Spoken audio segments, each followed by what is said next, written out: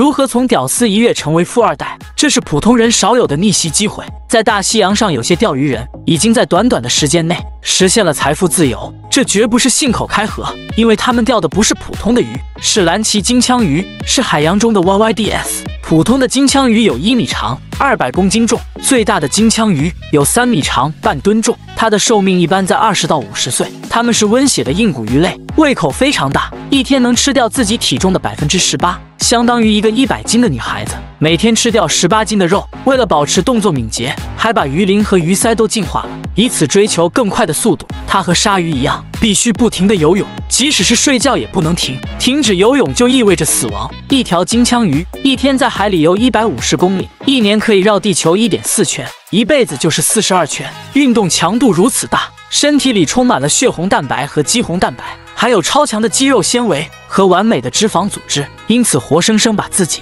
变成了餐桌上的佛跳墙，击碎了美味这把基因枷锁。2战爆发后，日本向全世界发动战争，而本土的补给有限，为了让士兵们有充足的食物供应，将美味的金枪鱼做成了一盒盒的鱼罐头。然而他们这种肆意捕杀，造成蓝鳍金枪鱼濒临灭绝，金枪鱼的价格一路飙升。在2019年，一条278公斤的金枪鱼卖出3.336亿日元，约合人民币2110万元的高价。现在它是近危物种，和白犀牛是一个等级，但是猎杀它竟然不犯法。今天我将继续为大家揭秘大西洋捕鱼狂人之猎捕蓝鳍金枪鱼，号称渔民墓地的外滩，乌云密布，狂风骤起，海上的浪花高达9英尺，就连空中的鸟也不敢有片刻停留。然而23吨的配额完成了35%，剩下不到2/3。在残酷的竞争环境下，出海钓鱼是无法跨越的鸿沟，房贷、车贷，甚至是妻儿老小。疯狂号一大清早就来钓鱼，还真应了那句话：富贵险中求。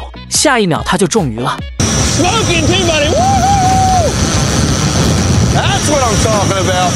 We need this fish bad. 风浪太大，船体重心不稳，鱼儿容易脱钩。雷格船长说 Any misstep is a lost fish. Cost you $5,000, $10,000 maybe. Less than 100 yards to go. 还好2人都不晕船，他们玩起了车轮战。经过数小时的角逐，终于看见了大宝贝。Oh, throw in the tuna. 雷哥拿着鱼叉酷刺一下，一个字到位。Oh yeah. 这是一条比较小的金枪鱼，尺寸78英寸，按商业捕捞标准73英寸只超过了5英寸。别看这么小的鱼，他们已经很幸运了。同在大西洋的瓦霍号和风车号今天并没有收获，并且在海岸警卫队的警告下调转了船头往回赶。疯狂号是今天的大赢家，虽然只有78英寸，净重竟达到了206磅，也就是186斤。按照流程抽取2核心样本，收购商给出12美元的单价，今天也有2472美刀，折合人民币有15808元。对于雷格船长来说，在这恶劣的环境下也有7800元入账，已经很满足了。老铁们，要是你们有这样的收入，你会满足吗？如果你的工资一直突破不了5位数，请留意下今天这条视频。在大西洋的渔民，他们的文化程度并不高，可他们的收入一天就能突破你的记录。有人就问了，不就是钓鱼吗？人人都会，能有这么高收入？不错，他们确实是在钓鱼，可他们钓的是蓝鳍金枪鱼。在日本的寿司店，它1公斤能达到了1万美元，市场上最小的金枪鱼也在100公斤以上。又有人问了，没有这么贵吧？在超市买的金枪鱼罐头，不就只有几块钱一罐吗？话虽没错，但金枪鱼罐头是长鳍金枪鱼，而不是蓝鳍金枪鱼。那同样是金枪鱼，凭什么蓝鳍金枪鱼卖那么贵？长鳍金枪鱼体型小，生长快，产量高，而蓝鳍金枪鱼就不同了，它属于大体型鱼种，不仅产量小，而且相比大部分金枪鱼，更喜欢生存在较冷的海域。由于保温和维持能量，蓝鳍金枪鱼储存了更多的脂肪，其脂肪含量比其他金枪鱼高出了15%左右。此外，它的肉有明显大理石花纹，其肉质细腻，油脂丰富，非常适合用于寿司。随着寿司店等高档餐厅对蓝鳍金枪鱼的需求剧增，它的价格一路飙升，因此在大西洋渔民们似乎都找到了财富密码。今天我将继续为大家揭秘大西洋捕鱼狂人之猎捕蓝鳍金枪鱼。今天的海面上结着厚厚的冰块，热门号试图破冰。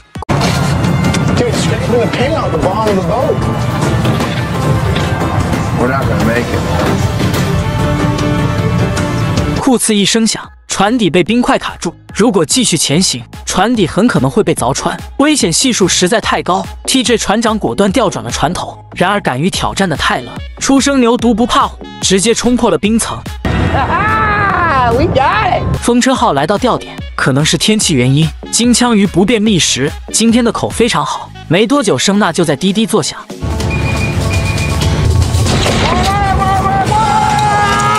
I watched it! I watched it! I watched it! Whoa!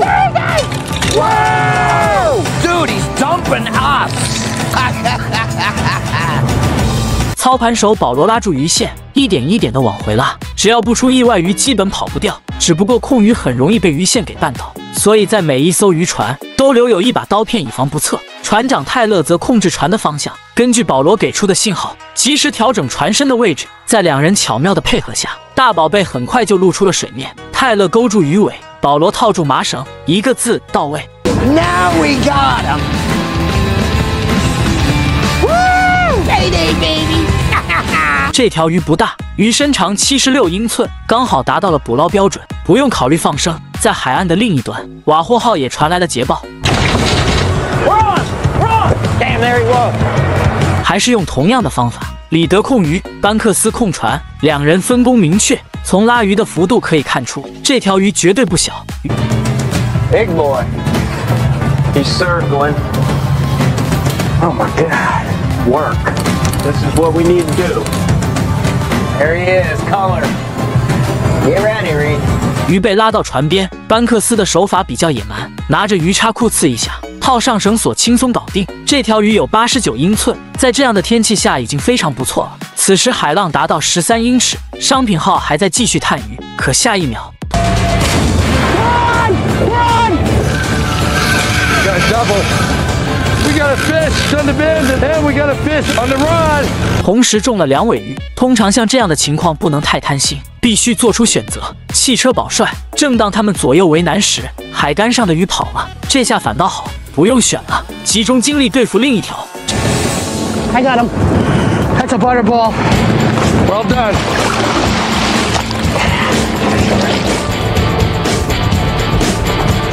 Gonna come in fast.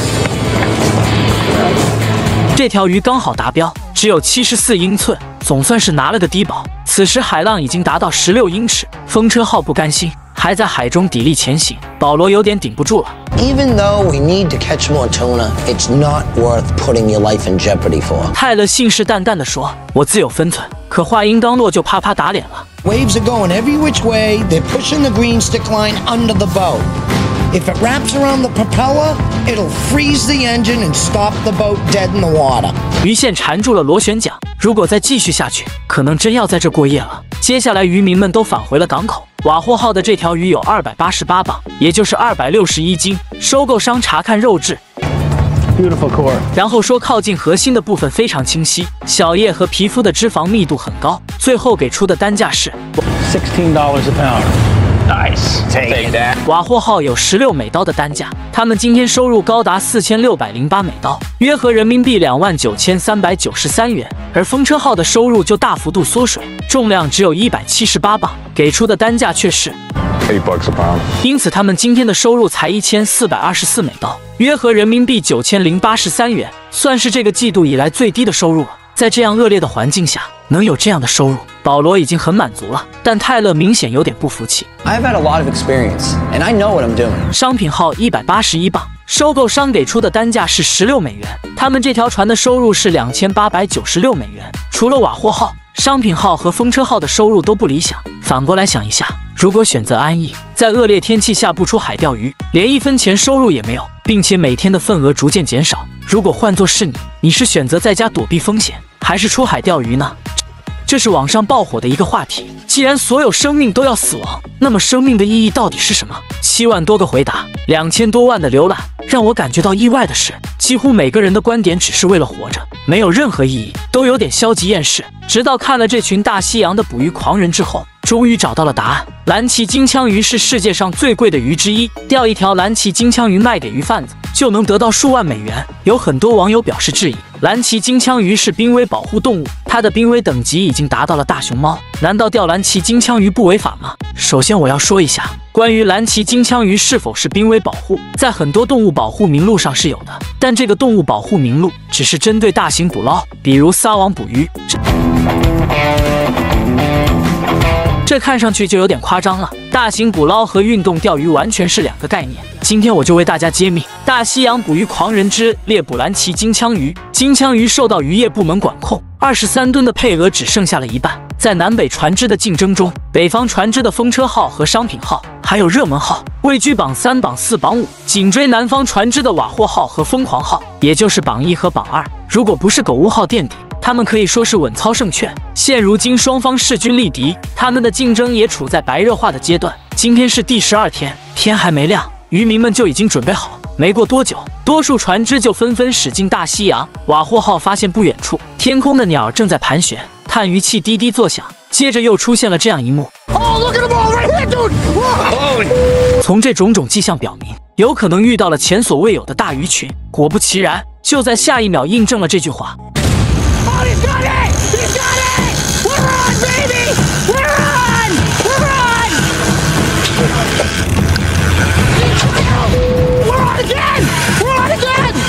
商品号中了双尾鱼，船长杰伊有点慌，一会控鱼，一会又清除周围障碍，忙得晕头转向，手忙脚乱。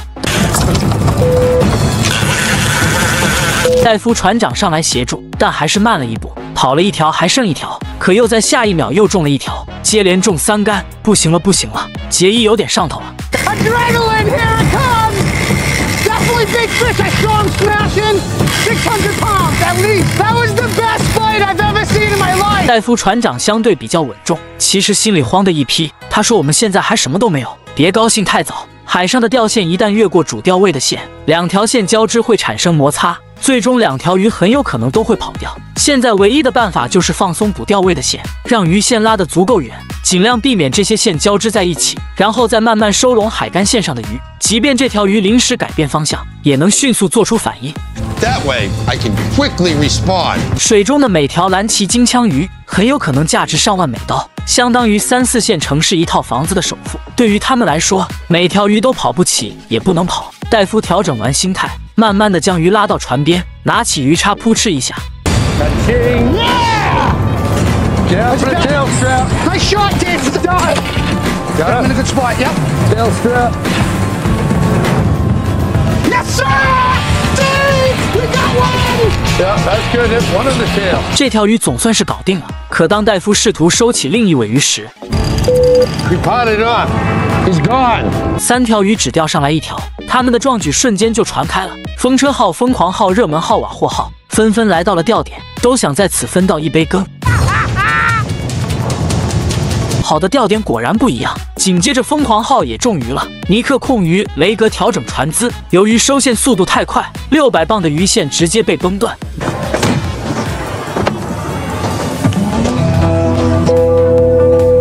尼克非常气愤，因为这条鱼很关键，如果这条鱼没跑，疯狂号将超越瓦霍号，成为新一轮的榜首。没办法，跑都跑了，只能面对现实。同船的伙伴也没埋怨，反倒是安慰他。That's all right. We'll get another one here. 好的钓点很重要，接二连三的中鱼。没多久，热门号也传来了捷报。这对于好几天没中鱼的热门号来说，这无疑是雪中送炭。 We really need this fish.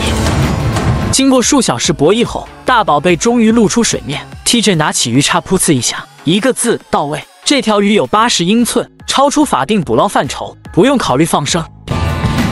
We get a nice tuna, you get a little treat, all right? You good girl? Give me a high five. Give me a high five. Come on. Good girl, all right? There you go. That's yours. 别看今天鱼况不错，但也只有2艘船钓到鱼，一艘是热门号。热门号早早来到码头，将鱼交付给收购商。他们的鱼有191磅，也就是173斤。抽查核心样本，尾巴和翅身颜色很好，没有烧伤，也有足够的脂肪。最后收购商给出14元的单价，因此他们今天的收益是2674美刀，折合人民币17048元。另一艘船是商品号，他们的鱼有209磅，也就是190斤，鱼肉质量同样是相当不错。收购商给出了16美元的单价，今天他们的收入是3344美刀，折合人民币21319元。这就是今天的渔获情况。朋友们开头提到活着的意义，对于这些渔民来说，一天能钓到这样的一条鱼，能有一份不错的收入，这难道不是活着的意义吗？同样，对于我们这些普通人，有着一份稳定的工作，有着一个爱你的家庭，有着一个你爱的国家，这不就是活着的意义吗？好了，今天的视频就到这里了，关注我，下集海钓更精彩。